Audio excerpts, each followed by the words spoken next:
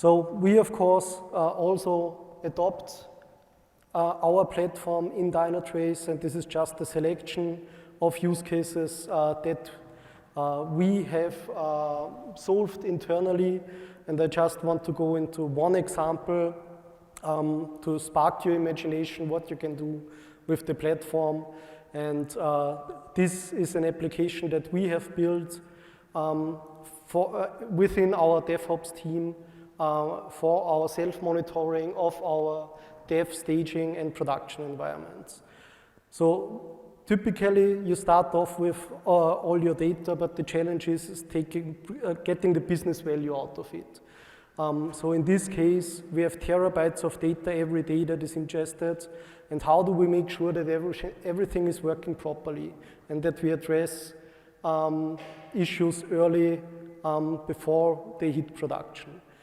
And this is why we came up with this application that utilizes logs on Grail to look at all of our collected data from the various stages, grouping them by certain patterns, and also showing in context the topology information, the self-monitoring metrics of the underlying infrastructure, if there have been detected issues in the past. So we're pulling data, in this case, from GitHub, for example, and also our ticketing system with Jira. If there is already an open issue, is this issue already resolved? In which version was it fixed, and so on. And pulling all of this data together into one single view for the teams, where we look at it on a daily basis and can address it immediately and know who is responsible for which pieces. But we here also take it a little bit, even a step further. So what we can do here as well is with a single click of a button, automatically create a ticket for our development teams with all the necessary information and links to the self-monitoring data, to historical issues with similar patterns and so on. And by doing this, we managed to reduce the number of customer-facing bugs by 36%. So, enough of the theory. Seeing is believing, and therefore we would like to introduce the challenge that we have. Yeah. So we came up with a little scenario that we want to develop together with you and for almost the rest of the session, I'd say. So Paul and me, we will put on the hat of being developers of a trading platform. And what are you doing? Taking my hat. Okay. I'm all in on the hat. I forgot mine, so I will then put on my virtual hat. So the goal that we will try to solve here is actually, we have a trading platform where a lot of activity is going on. Customers are buying stock, for example, and selling stock. They can deposit money and withdraw money. And our task is to identify and be able to drill down to identify suspicious activity. We will also find out what, by our standards, is suspicious, which is also hilarious, by the way. And yeah, let's see how we will do. I mean, this is, again, sounds super complicated. We have to build up the infrastructure again to host this application, find the guys who can build such a thing. We have to take care of all the permissions and user authentication, mock data that we can test it properly. How should we do this?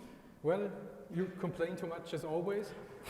So I joined the hot session actually yesterday where we did something very similar for those of you who were part of that. And I already started a little bit with a simple implementation how we could get started. So let's switch over to the live demo and take a look. So the setup we have here is actually that you don't need to worry a lot about hosting and even providing test data, because what we get with the DT App Toolkit is the possibility to quickly spin up an app, connect it actually to your tenant where you have all of the data which you want to eventually work with. Also, the permissions topic that you mentioned is also addressed because it's your user that then executes the app. So you only see the data that you're allowed to see, and if I were to use the app, I only get the data that I'm allowed to see, so this seamlessly integrates into the entire policy and permission system that the platform provides. Anything I didn't address so far? All right. So we are good. Let's take a look on what we have here. So we want to get an overview of all of the accounts that actually use our trading platform. And to that end, we have the luck that for each activity, we create a BIS event and write that to Grail. So to start off, we have a simple query that fetches those BIS events and aggregates it by the account to get like the current balance of that account. And in the code, so also spoiler alert, you don't need a black belt in development or be a senior developer to follow this. So we will try to keep it as high level as possible so you'll still be able to follow what we're actually doing here and how easy it is to build an app with the AppEngine. So we have a component here that then uses that query that fetches actually the data.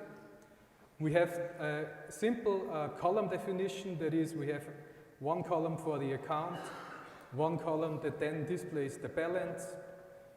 While data is loading, we show a circle.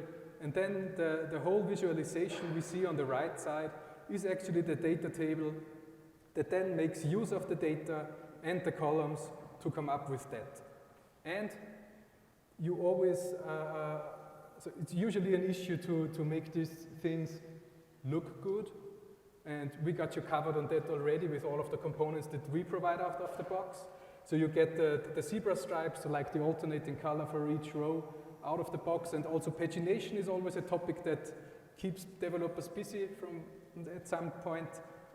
We already got you covered and have already taken care of that for you. So I think that's a pretty good start. What do you say?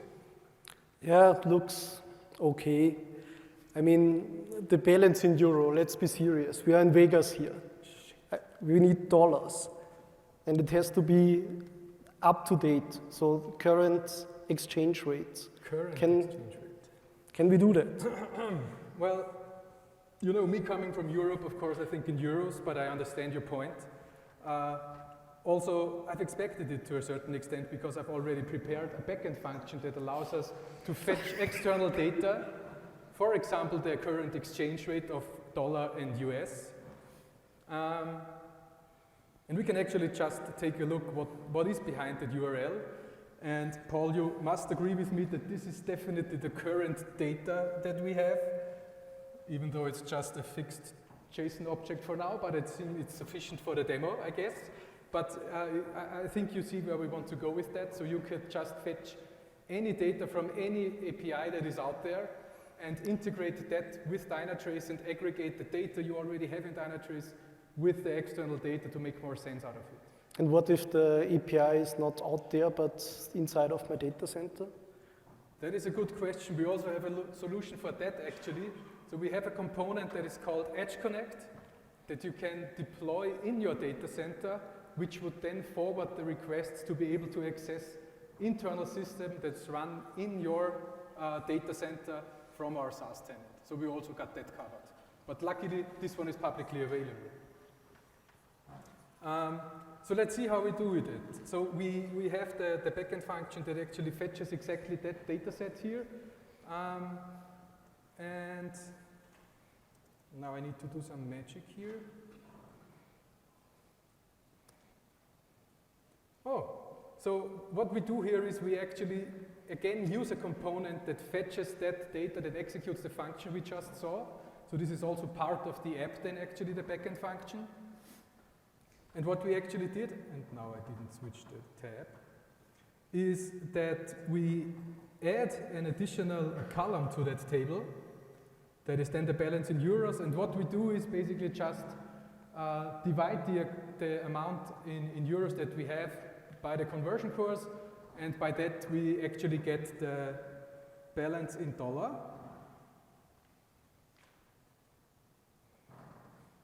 Still building and reloading on the right side. Should be there any second now. That's the thing with live demos. It's always... There you go. So how easy was that? One function, then adding a column, and you have aggregated data we have in Dynatrace with external data. Whew. Finally, we have it in dollar. Right. But it's still an aggregate. It would be better if we have an overview over time. Is there anything that's helping us to show this over time? Let's take a look at the developer portal and see if we find components there. So, developer portal is actually the #1 resource if you want to learn more about how to develop apps on Dynatrace. So you'll find a full description of how to get started, a quick start that lets you start with your app within 5 minutes, all the descriptions and detailed APIs of all of the components that we provide out of the box. So it's a good starting point. So you said something about data over time. So this sounds like a chart to me, what you want. Time series chart, maybe. Sounds good.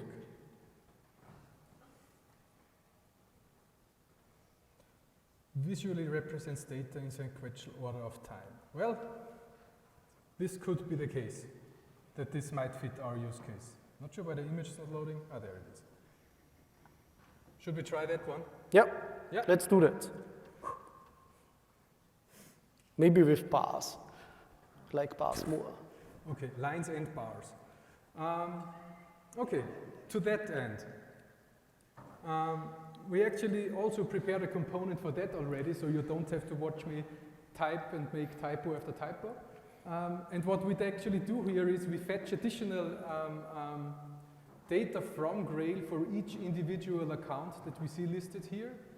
And then out of the BIS events that we get, convert that to time series data, so we can actually then chart this out on the time series chart we were talking about. And as Paul wishes, we have a line chart that like displays the balance, so that the evolution of a time of the balance. And we have bar charts for the individual trades that every one of this account has done over time. But it's not just simply there, just by wishing it and just having it done there. So we need to add another subcomponent to our data table, and the very good name for that is expandable row, because what it basically does, it makes the row expandable. And in this expandable row, we then render for each individual row the details component we just saw. And it already reloaded on the right side, which is basically also a feature that the DT App Toolkit provides. This is a live reload, so if some of the files change or I change anything in the component, everything is reloaded automatically, which is a pretty neat developer experience. So let's open it. Loading, loading, loading. Ooh, line chart with bar chart, balance and trades. There you go. Looks good. Cool. But now the challenge was to spot suspicious activity. So in the developer portal, I read something about annotations. Is that potentially something we could use? You are quite the keen observer, I must say. Indeed, it says annotations here. Let's take a look. Huh. Well, this looks as it might be useful for that. So we could just draw markers up here and these little icons for each thing that we find is suspicious. What is suspicious, Paul? Multiple trades in a short time. Oh. Or withdrawals over a certain amount. What is the so maybe, let's say 1,000. No, that's too much. 500. Okay, I find that suspicious in its own, but that's a different story. Yeah, let's do it.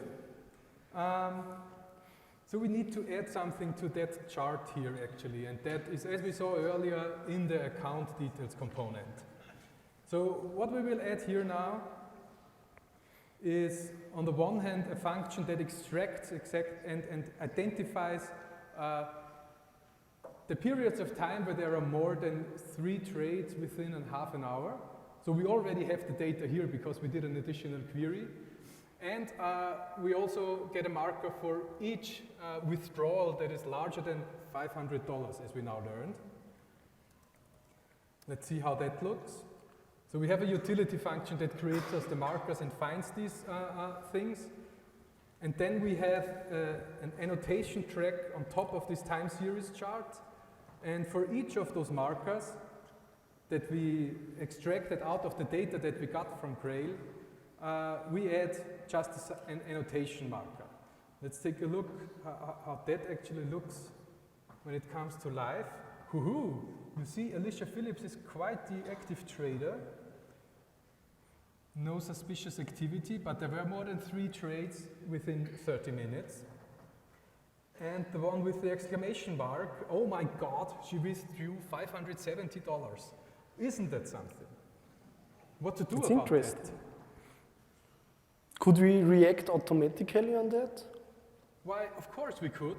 So since this is part of our app already, you can write app functions that you can easily call from workflow, for example. And so you don't have to do most of that analysis manually anymore. You can just run it automated, for example, every 10 minutes, and have the workflow notify you on whatever channel you like if something suspicious happens. Cool. But you know, the number crunchers from Department 2, they always want to do their own analysis. So is there now any way how we can share this data or integrate it into their workflows? I know that they are using notebooks excessively. Notebooks, good app. Also good idea to do more analysis over there. So it would be great actually if we could just from this specific data point that we identified here, jump over to a notebook and have the context with us to be able to just continue our analysis there. And AppEngine actually provides us that functionality through intents. So you can share intents with the platform, for example, to view a DQL query, and every app can register to be so that it can accept certain intents and that it can work with it. So for example, with the view query intent, if you open that, you get the selection of for notebooks and dashboards and workflows. And in the case of notebooks, it would open up a new section and put in the query. In case of workflows, it would create a new workflow and put in the first task that then executes that query. So most of our apps are compatible with the most common intents, but this of course can be extended at one point. Long talk. Let's get it done. So what we do here is that for each annotation that we actually generate, we can provide annotation actions. And for these annotation actions, what we actually do is we render a button, and on the click of that button, we send the intent we just talked about. And we again take the query with us that brought us actually to that specific data point. And we say immediately we want to do, we send the intent to the notebooks app, and the intent name is view query. And if it has already reloaded, I haven't watched now, let's see if that actually works. So, suspicious trading found, and we have it here, detailed analysis in notebooks. And if I click here now, it actually jumps over to the Notebooks app directly, and I won't select a new one because I have it right here. And it adds a section with exactly that query, and then our colleagues from Department C or B, I can't remember, can continue their analysis right there and really dive into the data that actually led to that suspicious activity. Okay. So I can take my hat off. Yeah. Applause to Dirk for taking us through this. And we'll switch back to the presentation, please. So what you have seen and what it's really it's about creating secure and enterprise-ready solutions on top of an open and extensible platform. So this example that we showed here, it had a little bit of more complex visuals in it with expandable rows and so forth and charting. In total, including boilerplate, this is around 200 lines of code. and you don't even have to write half of it yourself.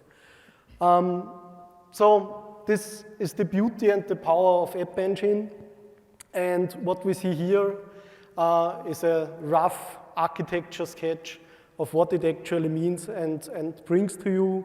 So the important piece that you can remember from this is AppEngine is at the heart of our platform, and everything that we build in Dynatrace also runs on AppEngine. So we are using the same toolkit as you have to your disposal with all the possibilities that we have of the open platform. So this means, starting from the left, that we can use any data that's stored in Grail and sent by any means that is possible. So it doesn't matter if it's one agent, hotel, directly via API, through our unified ingest pipeline. It ends up in Grail and it's accessible from within an application. And all of the services that the platform provides, so may it be our hypermodal AI solutions with Davis, later also Copilot services, predictive analytic functions that we have. All of that and more can be utilized via AppEngine to build your enterprise-ready applications. And along with that comes our serverless runtime, which executes all of your backend function in a secure way, making sure with Code Shield that nothing gets out of hand or out of control, so really securing your application, making sure that nothing is executed, that the app doesn't expose that it wants to do. For example, if we in the manifest do not have explicitly stated that we want the app to allow log queries, it will not be possible. So we make sure that this is not happening within our serverless runtime. And of course, there's Strato helping you to build your front end with a bunch of ready-made, easy-to-use components, great documentation in the developer portal, including use cases and ready-to-use copy-paste examples to get you started. Yeah, so I hope it sparked a little bit your imagination and thoughts. So really, everything thinkable is doable as a Dynatrace app. And we would be interested in what you would like to build next. So please catch us later in the expo area at the Custom Solutions Tower. Thank you.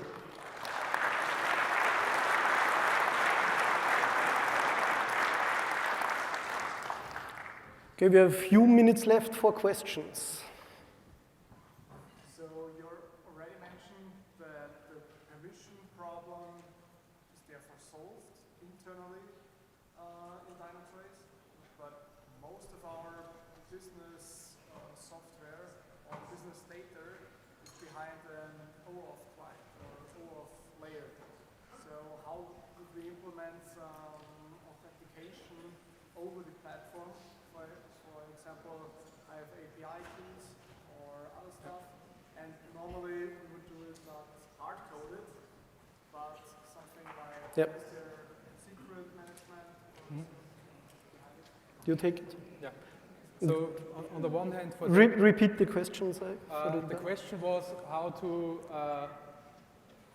to add credentials to external calls and do, for example, OAuth 2 flows when you try to access external systems.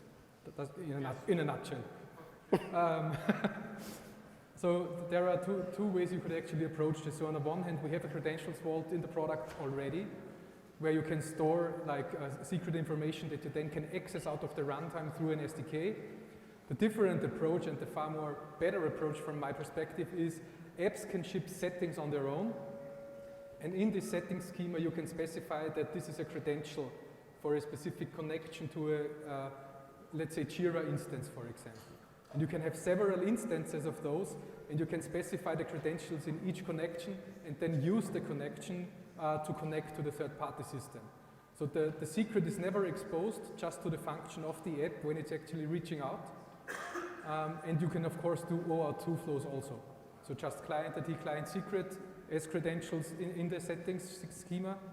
And yeah, there you go. Where do the settings live? In our settings service that we provide in the platform. Okay.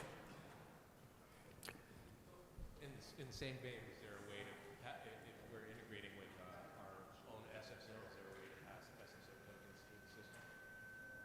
I'm sorry, I didn't get that. So is there a way, if our tenant is integrated with our SSO, is there a way to pass SSO tokens through the system to the app for authentication purposes? So if I have an SSO token, if I logged into the tenant with my corporate SSO and I have an access token, You mean can I pass federated that token access? through the app to an API that my enterprise service would accept? So I'm not sure, maybe we can talk after the Take it session, offline. take it offline. If I got it correctly. Just one more. Thanks for the demo. The question is, can we extend the existing app to build some app like this? Like for example, if you take site reliability guardian, where you can see the releases, but manually now I have to go and click on a release, copy the link, go to an MD. Is there a way that I can extend that to compare to releases? Yeah. So the question is if we basically can extend existing apps that, for example, we as Dynatrace built. So at the moment, no, but what you can do is to hook into certain workflows. So the example that we showed here with jumping off to notebooks, you could also hook into a workflow that, for instance, the site reliability guardian offers and listen to that same intent and have it drill down to your application and continue from there. So that would work. Okay, I guess one more. Can you call external API for that uses data, and then can you store the data internally or externally, and then Dynatrace import later? So question was, if I got it correctly, can you call an external API and store the data temporarily or within Dynatrace? And the answer is yes to both. Okay. Yes, you can. Thank you very much. Thanks.